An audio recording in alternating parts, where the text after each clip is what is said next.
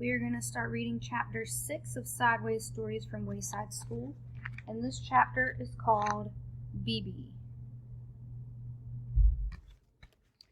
BB was a girl with short brown hair, a little BB nose, totally tiny toes, and big brown eyes.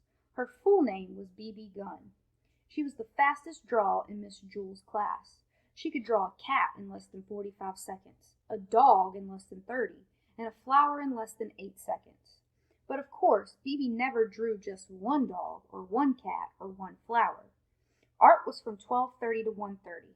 Why, in that time, she could draw 50 cats, 100 flowers, 20 dogs, and several eggs or watermelons.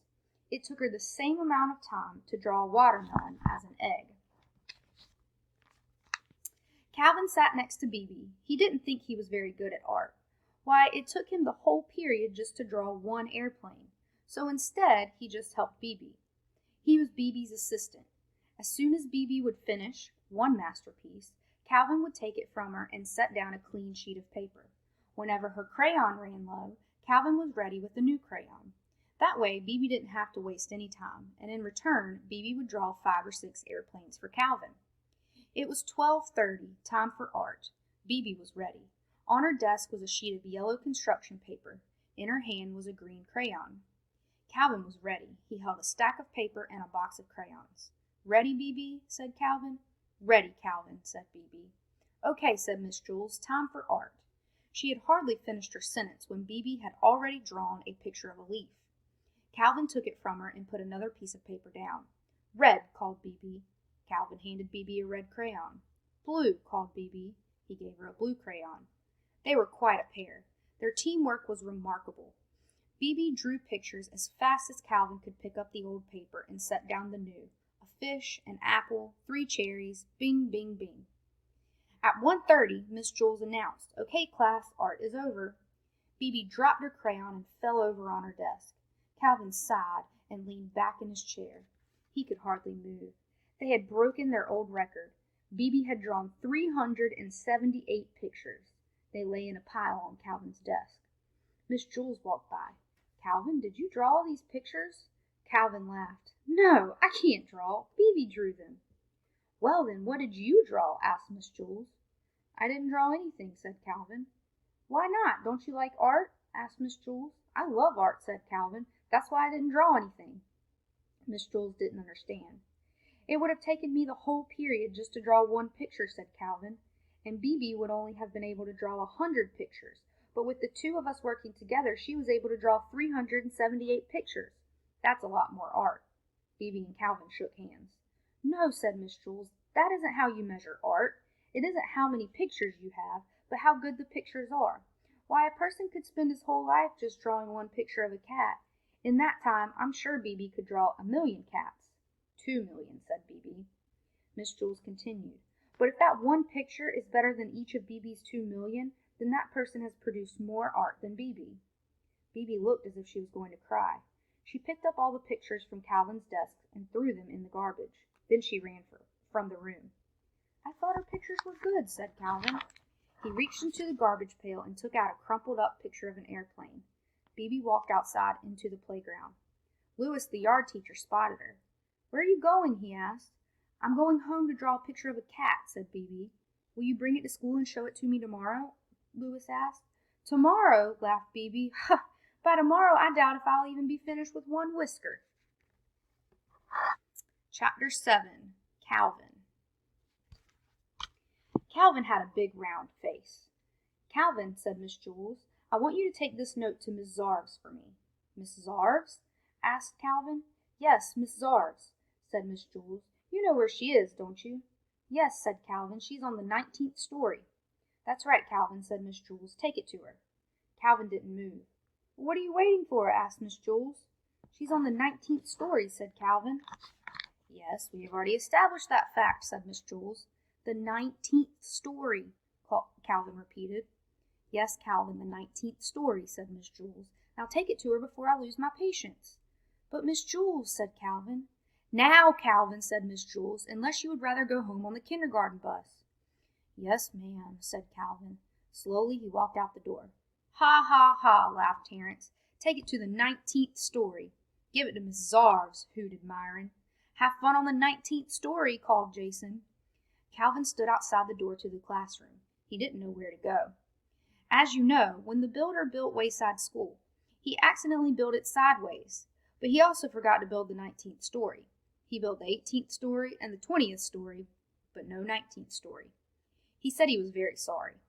There was also no Miss Zarves. Miss Zarves taught the class on the 19th story. Since there was no 19th story, there was no Miss Zarves. And besides that, as if Calvin didn't have enough problems, there was no note. Miss Jules had never given Calvin the note. Boy, this is just great, thought Calvin. Just great. I'm supposed to take a note that I don't have to a teacher who doesn't exist and who teaches on a story that was never built. He didn't know what to do. He walked down to the 18th story, then back up to the 20th story, then back down to the 18th story, and back up to the 20th. There was no 19th story. There never was a 19th story, and never will there be a 19th story. Calvin walked down to the administration's office. He decided to put the note in Miss Zarves' box, but there wasn't one of those either. That didn't bother Calvin too much, however, since he didn't even have a note. He looked out the window and saw Lewis, the yard teacher, shooting baskets. Lewis will know what to do, he thought. Calvin went outside. Hey, Lewis, called Calvin. Hi, Calvin, said Lewis. He tossed him the basketball. Calvin dribbled up and took a shot. He missed. Lewis tipped it in. Do you want to play a game? Lewis asked. I don't have time, said Calvin. I have to deliver a note to Miss Zarves up on the 19th story. Then what are you doing all the way down here? Lewis asked. There is no 19th story, said Calvin. Then where's Miss Zarves? Asked Lewis. There is no Miss Zarves, said Calvin. What are you going to do with the note? Asked Lewis. There is no note, said Calvin. Ah, I understand, said Lewis. That's good, said Calvin, because I sure don't. Well, it's very simple, said Lewis. You are not supposed to take no notes to no teachers. You already haven't done it. Calvin still didn't understand. I'll just have to tell Miss Jules that I couldn't deliver the note, he said. That's good, said Lewis. The truth is always best. Besides, I don't think I understand what I said either. Calvin walked back up the 30 flights of stairs to Miss Jules' class. Thank you very much, Calvin, said Miss Jules. Calvin said, but Miss Jules interrupted him. That was a very important note, and I'm glad I was able to count on you. Yes, but you see, said Calvin, you delivered the note to Miss Zarves on the 19th story, asked Jason. How did you do it? What do you know? How did he do it? Asked Miss Jules. What do you mean, how did he do it? Asked Miss Jules. He gave Miss Zarves the note. Some people, Jason, are just responsible. But you see, Miss Jules, said Calvin, the note was very important, Miss Jules. I told Miss Zarves not to meet me for lunch. Don't worry, said Calvin, she won't. Good, said Miss Jules. I have a coffee can full of Tootsie Roll Pops on my desk. You may help yourself to one for being such a good messenger. Thanks, said Calvin, but it was really nothing. Chapter 8. Myron. Myron had big ears. He was elected class president. The children in Miss Jules' class expected him to be a good president. Other presidents were good speakers. Myron was even better. He was a good listener. But he had a problem. He didn't know what a class president was supposed to do. So he asked, What am I supposed to do? Well, it's a difficult job, said Miss Jules, but you can do it. You must turn the lights on every morning and turn them off at the end of the day. What? Asked Myron. As a class president, you must learn to listen, said Miss Jules. I'll repeat myself only one more time. You must turn the lights on every morning. I heard you the first time, said Myron. It just doesn't sound like much of a job. It certainly is, said Miss Jules. Without light, I can't teach and the children can't learn. Only you can give us that light. I think it is a very important job. I guess so, said Myron, but he wasn't convinced. Here, let me show you how to work a light switch, said Miss Jules. I already know how, said Myron. I've been turning lights on and off all my life. Well, very good, said Miss Jules. You'll make a fine president. Myron wanted to be the best president ever, but it was such an easy job, he thought, that anybody could do it. When school let out that day, Myron stayed behind. He turned out the lights by flicking the switch down. Excellent, said Miss Jules. On his way home, Myron heard a horrible noise. First there was a loud screeching, and then a sharp squeal, a roaring engine, and then the very faint sound of a girl crying. Myron ran to see what had happened. Dana was bent over in the middle of the road. What's the matter? Asked Myron. My dog Pugsy was hit by a car, Dana cried. Well, who did it? Asked Myron. I don't know, Dana sobbed. They sped away. Well, that's not important, said Myron. We've got to try to save Pugsy. Pugsy lay unconscious in the street. Myron carefully picked her up. He carried her 2 miles to the vet. Dana cried at his side. Don't worry, Dana, said Myron. She'll be all right. But he wasn't really so sure. He gave Pugsy to the vet, walked Dana home, then walked home himself. Dana was so upset that she forgot to thank him. Myron didn't mind. He thought that was what being class president was all about. The next morning before he went to school, Myron went to Dana's house. Pugsy was there. She seemed all right. Dana petted her. Pugsy licked her face. See, Myron, she's all right, said Dana. The vet said that you brought her just in time. Hi, Pugsy, said Myron. He petted her. Pugsy bit his hand.